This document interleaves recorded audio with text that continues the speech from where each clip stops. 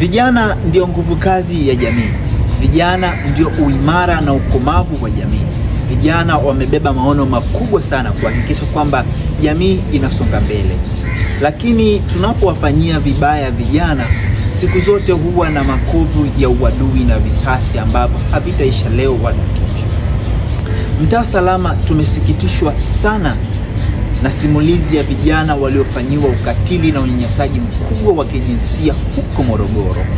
Wameelezea kinaga ubaga kilichoweza kuwakumba. Kama Mtaa Salama tunasimama nao kuhakikisha kwamba haki yao inapatikana.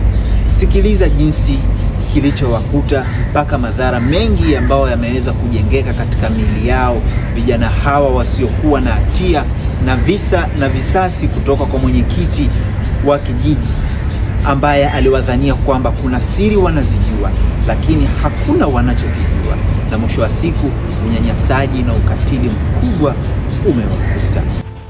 Imetokea kijiji cha Uleli Ng'ombe. Ilikuwa siku ya Jumanne, nilikuwa kwenye harakati zangu za kusafiri, nikashangaa nipo Ruaha pale Migambo wakanikamata.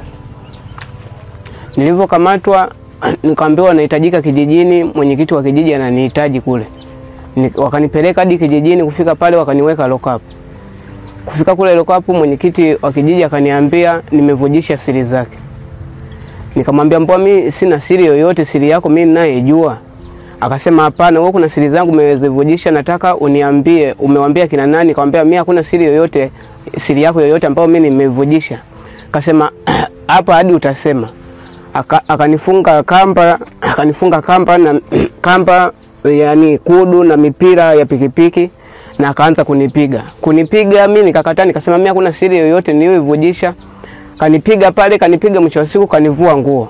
Alivyonivua nguo kanibaka. Baada ya hapo akasema huyu dogo anaonekana jeuri, akanitoa jino. Baada ya kunitoa jino, nipo pale ofisini, akasema ngoja kwanza kuna wenzako wanakuja.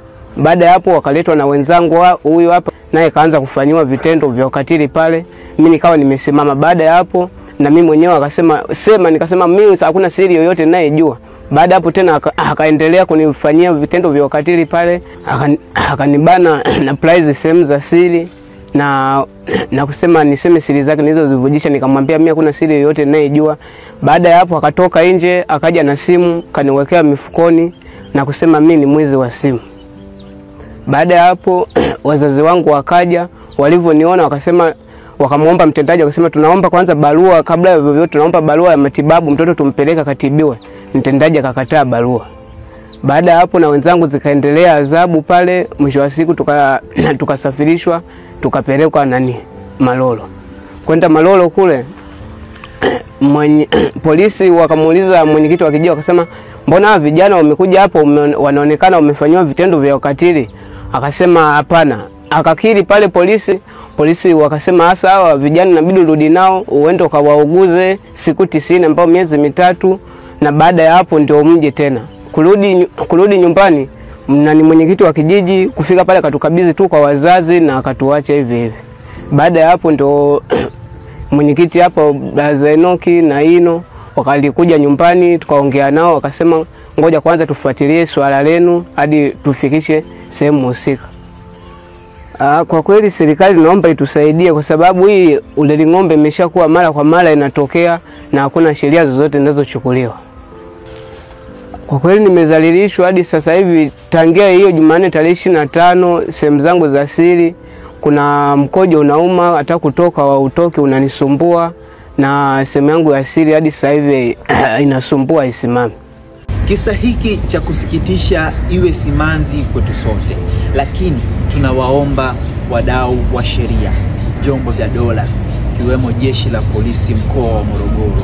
Tunawaomba ofisi ya mkuu wa wilaya na hata mkuu wa mkoa ambaye ni mwenyekiti wa kamati ya ulinzi na usalama katika mkoa wake. Huyu mwenyekiti aliyefanya hivi, ambaye tunamtambua kama mwenyekiti wa kamati ya ulinzi na usalama katika kijiji chake, basi mikono ya sheria imwangukie. Tunawaomba wadau wa haki na sheria muwaunge mkono vijana hawa kuhakikisha kwamba haki yao inapatikana. Unyanyasaji waliofanyiwa, vitendo vya ukatili walivyofanyiwa hakuna mtu ambaye kati yangu mimi na wewe anaweza kuvibeba na akakubali. Tuwasaidie katika masuala mazima ya kupata haki zao. Tuwasaidie katika masuala ya kisaikolojia na ushauri, kwa sababu udhalilishaji huu waliofanyiwa vijana hawa unaweza kuwapelekea wao kujidhuru au kujiua na kujifanyia madhara mengine tofauti katika maisha yao. Ni ukatili ambao hauwezi kuvumilika. Vijana ni wadogo wameweza kupigwa, vijana ni wadogo wameweza kulawitiwa, ni hali ambayo sio. Lakini baya zaidi ni wao kuweza kubanwa na plies katika sehemu zao za siri. Je, tumtegemee kijana kama huyu katika miaka 5 ijayo atakuwa katika kundi gani? Ni kijana ambaye atasongwa na wimbi kubwa la mawazo, ni kijana ambaye ataweza kuchukua maamuzi makubwa ya kujidhuru na kupoteza nguvu kazi katika hili.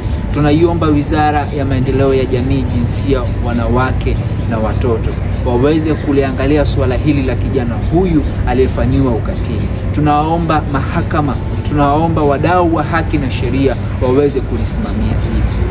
Kabla madhara makubwa hayajajitokeza, ni muhimu kufuatilia hili, uchunguzi wa kina ufanyike na haki ipatikane.